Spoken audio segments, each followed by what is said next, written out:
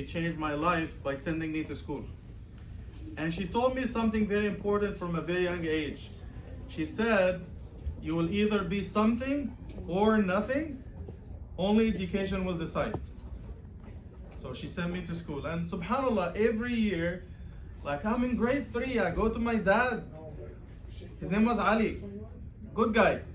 And I show him the certificate, straight A's, top of my class. And he would say, well, don't you think you have received enough education now? You need to drop out and join us, like work with us on the farm. Like, big motivation, mashallah. But I wanted to prove to him that I can do more, because his idea was if you get like a college education, because he saw maybe 1 or 2 people in the village who graduated from college, but they couldn't find work. So he said, you're gonna waste your time and stay with us. So I completed my Hifz al-Quran by the age of 12. Then I received my Ijaza, which is a certificate of proper or professional recitation of the Quran from my teacher, his teacher, his teacher, all the way to the Prophet ﷺ.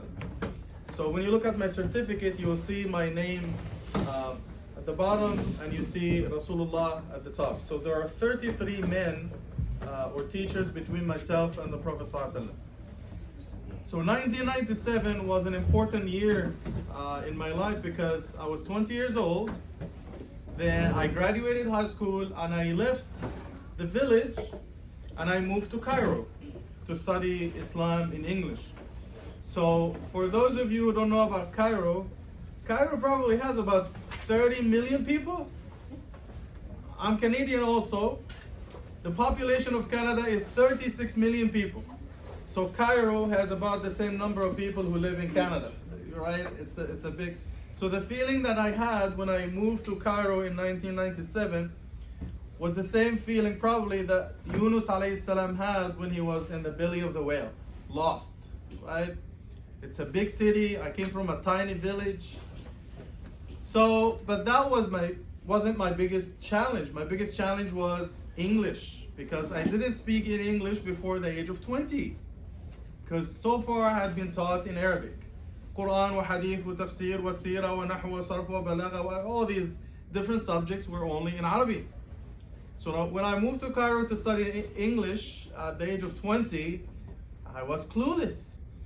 And my colleagues used to make fun of my pronunciation because in high school at Al-Azhar, we didn't have like professionally trained English teachers. So anybody could teach English. So for example, I have to give them the examples. They taught us in high school to say stomach instead of stomach. Deliquous instead of delicious. Exappearance instead of experience. Masha, did you go to the same class? Exactly. Language. And my all-time favorite was Naigabor. Naigabor. Never. Mashallah, guys, mashallah, they're very smart. But I was not this smart when I was there. I didn't know who a Naigabor was. And the teacher said it very confidently. Naigabor. You don't know Naigabor? You know? Naigabor. So my colleagues used to make fun of my pronunciation and I was very frustrated. So one day in the fall of 1997, I prayed Salatul Isha, I made dua to Allah subhanahu wa ta'ala. I said, Ya Allah, Anta Rabbul Alameen, you created the heavens and the earth. Inshallah, I need some help with my English and I promise you I'm going to use it to teach people about Islam and about the Quran. What led to this dua and this frustration was a few days earlier, or actually the same day, earlier during that day, I approached Brother Muhammad, one of the top students in my class. And I told him, bro, can we please talk in English like for 5-10 minutes every day? Because I want to, improve my English. And he said, dude, no, your English is so horrible. If I talk to you in English, you're going to spoil, you're going to ruin my English. No, thank you, bye-bye, shut the door. So in Egypt, when you get a kick from behind, when life kicks you, it's called shallut. How many Egyptians in the room? Yeah, mashallah. Yeah. So they call it shallut. Shallut is a kick from behind. So my advice to you, and this is the sad reality of things, life will give you a lot of shaluts. It will kick you. It will throw dust at you. So this is life. So you have two options. Option number one, to let this dust that the world will throw at you, you are a good guy, no problem, but things will come your way. You will meet some bad people, bad things will happen to you. This is not Jannah. So expect challenges to come your way. So life will throw dust at you. So you allow dust to cover you and bury you, or you put it under your feet and you rise. Exactly. So this is what you need to do. So there are two approaches. Jazakallah khair. So approach number one, you keep whining and crying and complaining, or approach number two, you do something about it. So this is what I tried to do. So when this guy gave me the biggest shalut of my life in the face, so I felt so bad, like my English is not good, like, خلاص بفرجيهم, I'm gonna show them, inshallah. So I made dua to Allah subhanahu wa ta'ala, and I started to work hard. I was listening to the BBC every night for 3 years, reading Shakespeare, reading stories, doing this language exchange sessions with some American Muslims in Cairo. We would meet a couple of times every week at Al-Azhar Masjid in Cairo. That building is over 1,000 years old. So we used to meet like twice a week for 2 hours. I would teach them Arabic and they would teach me English. So I don't have to pay them, they don't have to pay me. So after 3 years, alhamdulillah, I graduated. Not only the top of my class, but the top of the entire English department. And alhamdulillah, I was appointed as a professor at Al-Azhar to teach Islam and English. Whereas Brother Muhammad, who had refused to talk to me in English 3 years earlier, who gave me the biggest shalut of my life, actually failed the last year. So this is the next lesson for you. There is always room for improvement. If you think that you are the best, everybody else sucks, you start going down a big time. Always try to improve. Always try to learn something every year, every 6 months. Set a goal for yourself. So, for example, in second year of college, so during the summer, I used to work in the summer in Cairo. So I had an American roommate who was not Muslim. I was teaching him about Islam and everything, and he was making fun of my typing skills. I used to type with one finger. Like, mashallah, I used to type like 3 words per minute. One finger, like, where is the W? Where is the, like, and he used to make fun of me. So I said to myself, Wallahi la fariji, because he gave me like a shalut in the face. So I went to this class. They were teaching, because I didn't have a computer at the time. We're talking about 1998, 1999. Computers were not very common and they were very expensive. Like Windows 98, the computer that was that big was expensive. So somebody was teaching the typewriter classes next to the Al-Azhar dorm at Madinat Nasr in Cairo. So I took the class. So I learned how to type on the typewriter. About a year later, I bought my first computer, and I said, mashallah, I'm ready, because now I studied the typewriter.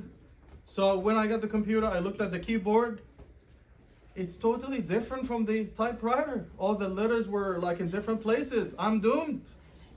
So however, I started to learn how to type in English, and I said, I'm not satisfied, because he used to type like 40 minutes per minute. I said, I'm gonna take it to the next level. I'll be able to type Arabic fast. He doesn't know how to type Arabic. I need to be better than him. The way I did it, I took the last ayah, ayah 27 of Surah Al-Fath. Muhammadur Rasulullah walladhina ma. This ayah, it's about 4 lines. This ayah has all the letters in the Arabic alphabet. So I typed it about 200, 300 times, and I was able to type fast, and I beat him. Now I type English faster than him. I type Arabic faster than him. Alhamdulillah. So my advice, don't let anybody make you feel like you're nobody, because you are somebody. If someone can do something, you can do it, inshallah, with the help of Allah. If you trust in Allah, if you are confident, if you believe in yourself, because if you don't believe in yourself, nobody will. Another story, inshallah. I'm going to keep it short. I'll talk for another 5-7 minutes and khalas. I don't want to bore you.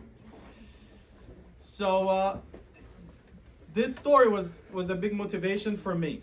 I saw this video on YouTube many years ago.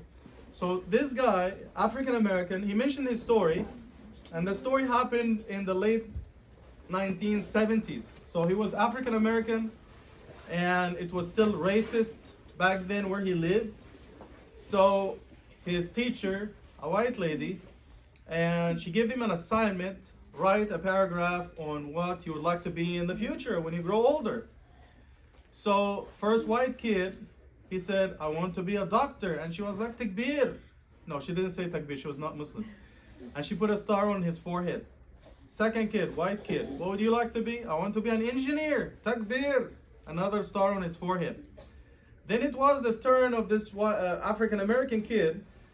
What would you like to be? And he said, I want to be on TV. He used to stutter, he couldn't speak smoothly.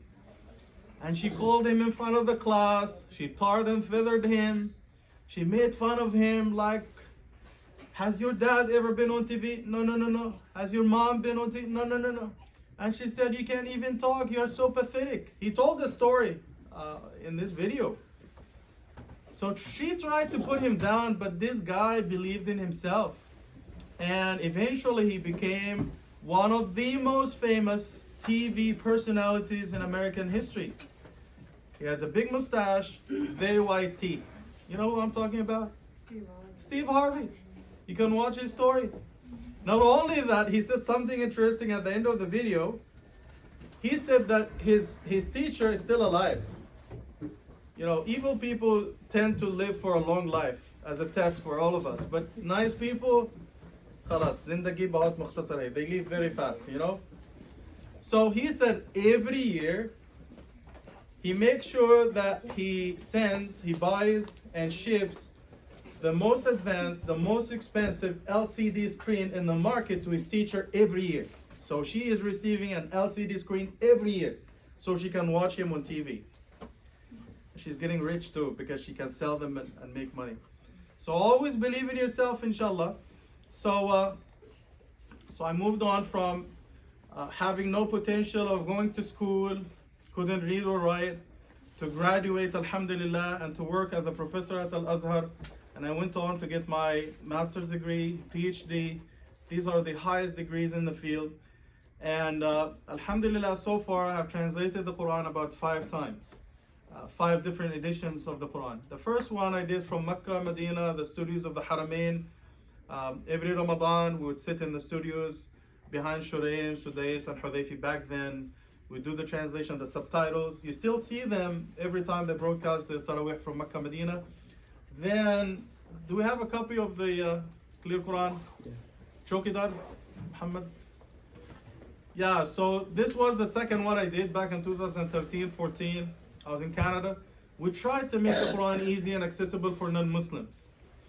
Then we did the clear Quran for kids. It's a tafsir, 4 volumes. So this was the first one of them, the blue one, and this is the second one. And the reason I divided them into 4 books, Jazakallah khair.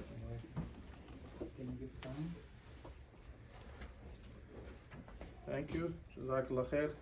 Yeah, so this is the clear Quran. This was the second translation. We did one for Muslims with the word Allah. We used Allah in the translation, and we used the Arabic. For non-Muslims, because they are more familiar with God, so we use that for them, so it's relevant to them. Then the clear Quran for kids, the 4 volumes. The reason I decided into 4 volumes, because there's hadith from Rasulullah sallallahu alaihi wasallam in Musnad Imam Ahmad. He said, I was given the Torah, the long surahs instead of the Torah. And I was given the ones that are about 100 ayat in place of Zabur, and so on and so forth. So he divided the Quran into 4 sections. And so this is how I divided the surahs in this, based on that hadith. How the Clear Quran for Kids came about, this tafsir, the 4 volumes. 2016, I met this publisher from Singapore. Very nice guy. And he said he was working on a translation for kids. And I said, this is amazing. It's long overdue. It's badly needed. He showed me a sample, and I looked at it. From a distance, you can see the flowers, the butterflies, the balloons. Fantastic. Then when I read the translation, it was Yusuf Ali from 1934. Verily, thou.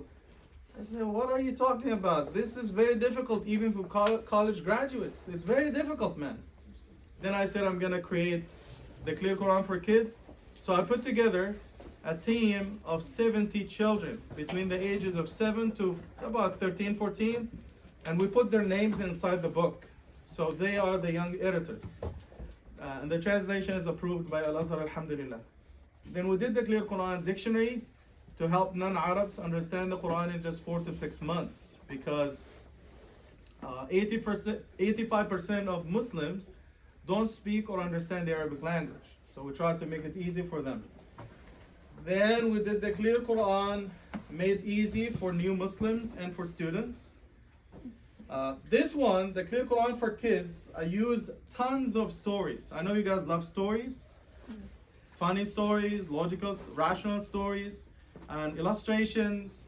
And also, we try to answer the most challenging questions that you guys ask. Especially when you go more towards middle school, you start asking questions like, oh, if Allah created everything, who created Allah? Sometimes you ask those questions, they are logical. In Islam, there is nothing wrong with asking questions to grow in faith.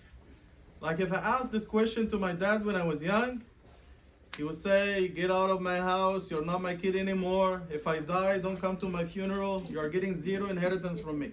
You know, like, but no, in the Quran, Ibrahim alayhi salam asked in Surah Baqarah, كَيْفَ تُحْيِي الْمَوْتَ, how do you raise the dead from, how do you raise the dead back to life? And the angel said, قَالُوا أَتَجْعَلُ فِيهَا مَنْ يُفْسِدُ. Even the angels and the prophets ask questions. So students ask, for example, if shaitan is so evil, why did Allah create him in the first place? Why all the Anbiya were men, not women? And there's so much evil in the world, like what is happening in Palestine, this grave injustice, the genocide, COVID-19, people who have cancer, what is Allah doing about it? People ask these questions, and they are very legitimate questions. The answer is always there in the Quran, in the teachings of Rasulullah. So if you don't know the answer, it doesn't mean that the answer doesn't exist. We have it in the Quran and the Hadith. Everything is explained in the Quran and in the teachings of the Prophet ﷺ. Then finally, this is the last one I will talk about. And by the way, I worked as an imam in the US and Canada for 17 years.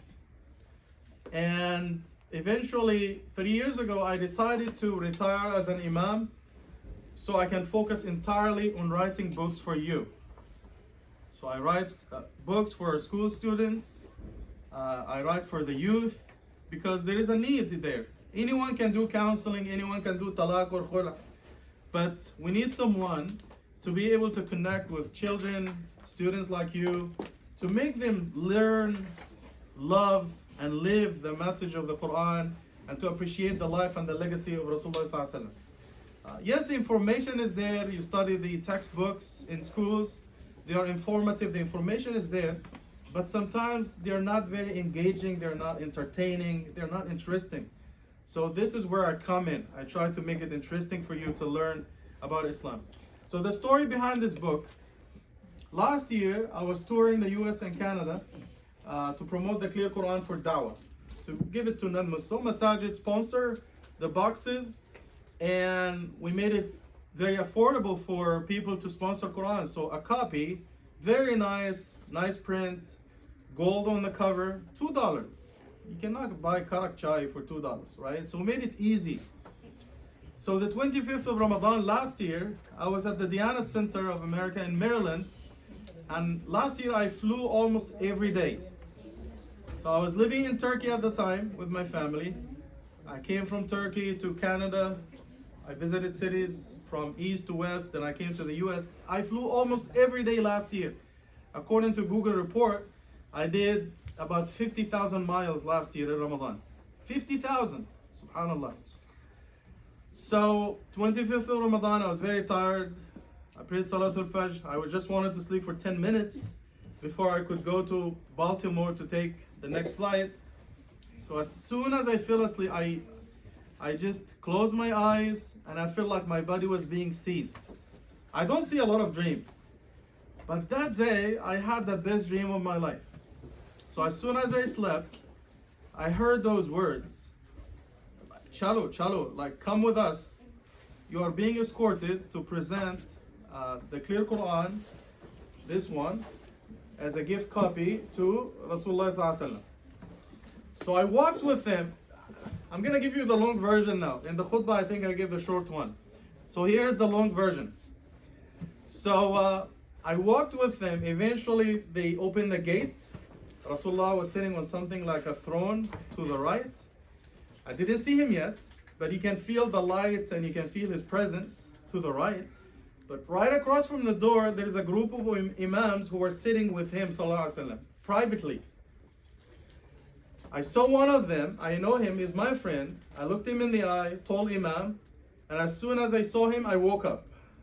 And I was very frustrated. I texted him, Sheikh Umar Sulaiman. He was sitting in that gathering. May Allah subhanahu wa ta'ala protect him and bless him and his family, inshallah. Very good man. So I texted him, Imam, like, what are you doing in my dream? I didn't see Rasulullah because of you. So he texted me back and he said he started crying when he read about my dream. A week later, I traveled back to Turkey. I was very tired. The night of Eid, I slept. I woke up, prayed Fajr. I wanted to get some sleep before Salatul Eid. As soon as I slept, same thing happened. My body was being seized. You know when you get electrocuted, like you're missing with the plugs? Yeah, this is what happened to me. And when I slept, zoom in, I saw Rasulullah standing in front of me. So my dream actually continued. So he was standing right in front of me, just like you, like this. So his face was roundish, bright, the turban, full beard, very broad shoulders, very masculine, very strong build. He was not very tall, he was not very short like me. But he was like moderate build, very strong, very handsome, very charismatic. And of course I was in a state of shock, like finally I got to meet him. Like subhanallah, when you go to Mecca, Medina, when you go to Medina for Umrah, or you go for to visit Rasulullah after Umrah or after Hajj, and you pass by the grave of Rasulullah, Abu Bakr is here, Umar is here, and Rasulullah is there. When it says, Huna salamu ala Rasulullah, here is where you give salam to Rasulullah. And you see people crying just because they stand in front of him, they don't see him, and they start to cry. So imagine if you actually get the chance to see him, to see his beautiful face. So I saw the smile, I was in shock, I couldn't say anything. But when I woke up, I said, you know what, I think this is a sign that I've been working on the clear Quran for 12 years now. So now is the time to work on the life of Rasulullah. So over the next year and a half, I worked day and night to produce the clear seerah for kids, 365 days with Rasulullah Sallallahu Alaihi Wasallam, 52 weekly themes with stories and illustrations. And I had people your age actually edit the book with me. So a beautiful, beautiful book, alhamdulillah. So far, out of all the books I've written, I think this is my favorite because I've seen the blessings of connecting your life with the life of Rasulullah Sallallahu Alaihi Wasallam.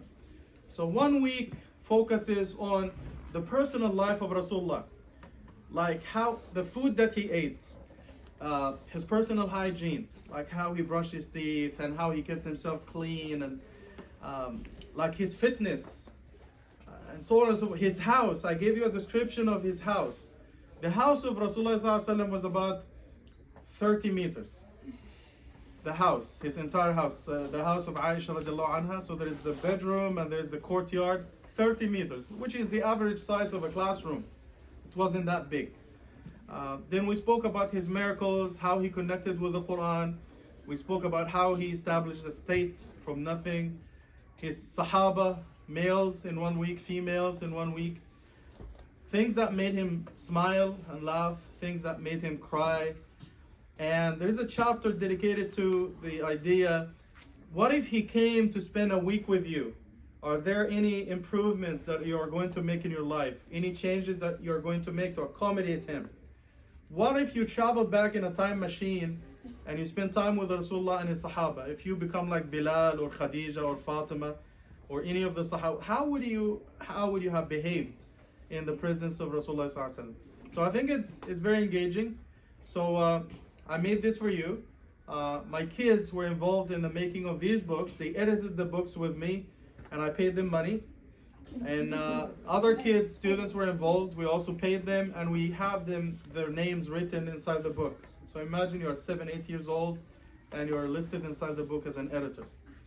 So my advice to you, inshallah, we want you to be proud of who you are as a Muslim. We want you to learn and grow in faith and to be the best Muslim out there. Because when I look at you guys, I'll be honest with you, I don't see little kids, but I see the leaders of the future. Like this guy will be maybe the next imam of this masjid. This sister, maybe she will be the next president of the US. She will be the first female president of this country. And I'm sure she will introduce a lot of improvements. She will be fair and just to everyone. Maybe the first NASA scientist, maybe a professional programmer and coder, I don't know. So this is what I see now, because one day I was your age, I was young, because I met someone or someone made a difference in my life, like my mother. She made a decision and she changed my life. I could have been another farmer now in Egypt, working there, struggling, and I'm not saying that farmers are bad, it's a good job, but I couldn't achieve my full potential in life if I didn't go to school. But now you have your parents behind you, you have your teacher there for you, you have the imams, they're teaching you, helping you grow, whereas while I was young, I didn't have the support, you know? So appreciate your parents, appreciate your teachers, appreciate your imams, and always, my nasiha to you, if you want to succeed, believe in yourself, trust in Allah, work hard and have a good intention, and set goals for yourself and try to achieve them, inshallah. And always keep this Urdu saying, which is my motto in life, Zindagi bahut mukhtasar hai. As I told the teachers, this saying means life is short. I know the statement is very scary, but it is very meaningful. Even if you live to be 100 years old, 150 years old, it's still a short life. So let me break it down for you. If someone dies at the age of 60, just to show you how short life is, which will give you a sense of urgency to do the best you can, to learn as much as you can in the little time that you have. If someone dies at the age of 60, then this is how they spend their lives. First 7 years of their lives, they are not doing anything beneficial. They are teething, they are crying, gas, messing with electricity, falling off the stairs, like mushkila kabira, big problem. Then you go to school, you spend like 7, 8 years of your life going to school, like day and night, back to back. You spend about 7 years of your life going to school. If you eat 3 meals a day, which will take you about an hour, this means that you probably do you eat 3 years of your life non-stop. Technically, each one of us in our lives, from the minute we are born till we die, we eat about 25 tons of food. We spend 1 year in the washroom. Then if you go to work, that's another 6, 7, 8 years gone. You get stuck on the highway. The roads are nice here in Ohio, but if you go to Chicago, you're doomed. We have the toll roads, crazy. You spend 3 years of your life stuck on the highway. I didn't even talk about Hollywood, or Bollywood, or Bab al-Hara, or Adil Imam, or social media, or video games, Candy Crush, and Fortnite, and TikTok, and Twitter, Instagram, YouTube, like another 20 years of your life gone. What is left is the 5 minutes that you spend in salah, prayer, namaz, and this is what will give you Jannah in the end. So I didn't even talk about sleep, because you sleep 7-8 hours a day. This means if someone dies at the age of 60, they spend 20 years of their lives sleeping, snoring. So try to make your life fruitful and beneficial to others, inshallah. If you want Allah to take care of you, if you want to be happy, care about other people. So this is my final nasiha to you. May Allah subhanahu wa ta'ala bless you with a happy and a successful and long and healthy life, inshallah. I think we have a few minutes for Q&A. Do you guys have questions for him? Do you have any questions you have? Yes. What is your favorite book you've published? I think this one, because I love Rasulullah so much, and yeah, I like the other books, but you know, this one is very special to me. This is like asking me, which is the favorite organ in your body? Is it your kidney, your heart, your liver? Like, I love all of them, but this one is very special to me. And I have two motivations in life, two things that motivate me in life. Dua, when people make dua for me, and biryani. Cushion is good too. Sorry. Yes. I have the blue Quran for kids at my house. MashaAllah. Which one do you have? The blue one or the green one? The blue one. Blue one. There are 3 others. You need to start saving, inshallah. One more happy customer. Alhamdulillah. Yes. I got a question. Tell me. What happens when a dog just runs in out of nowhere and just wants to pick his own favorite book? La hawla wa la quwwata. So the dog is hungry. We'll just give him food. Keep him away. Next question.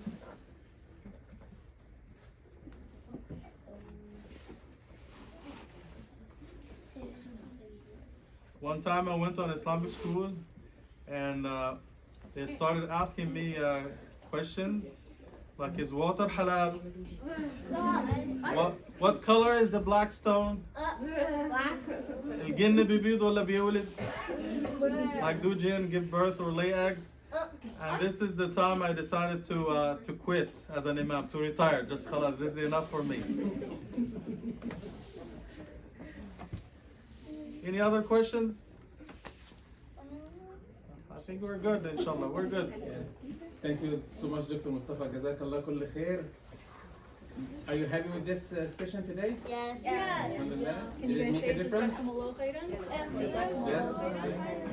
Barakallahu feekum. And please make a special dua for my wife. 4 months ago, she was diagnosed with lung cancer. And this is why we left Canada and we moved to Chicago for treatment. So make dua for her that Allah will give her shifa and a long and healthy life, inshallah. Jazakallah khair.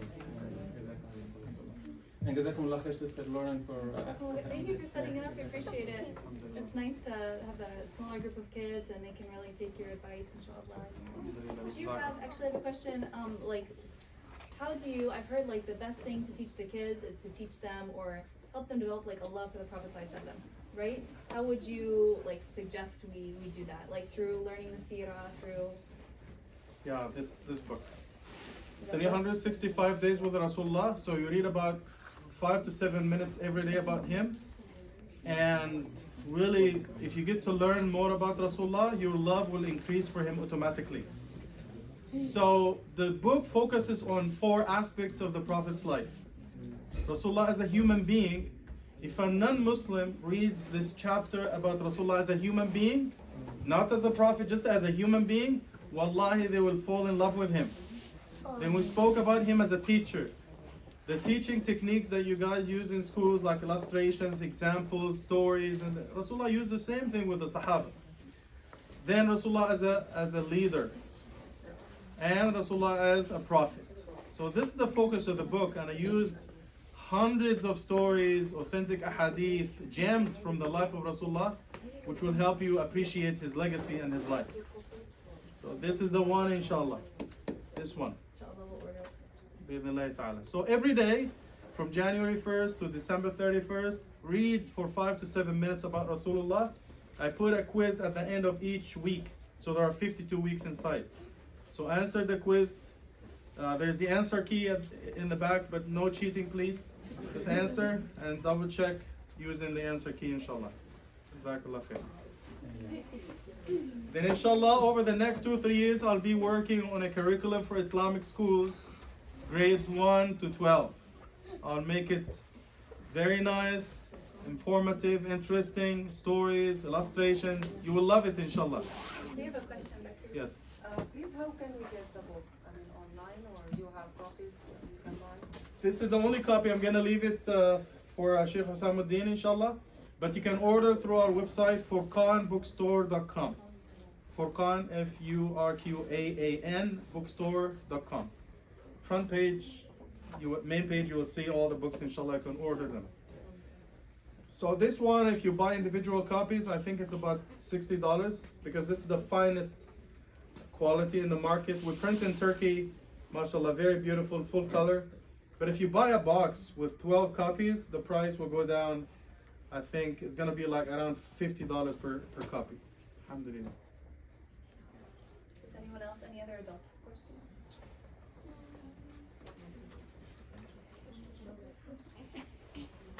Are you available tomorrow to come to our school? I actually was supposed to leave yesterday morning, so they made me stay till today, and yeah, but next time I'll spend more time, inshallah. You had a question? Yeah. Just a quick ask. In your khutbah, you said that whenever you get upset, you speak in Urdu. That was a joke. Yeah, because when I see Indians and Pakistanis in the audience, I miss with them, you know. Alhamdulillah. But I can't miss with Egyptians because they are the descendants of the pharaohs. Alhamdulillah. Jazakumullah khair. Barakallahu feekum. If I can you help me with the phone or based on the video on the recording? Jazakallah khair. Assalamu alaikum.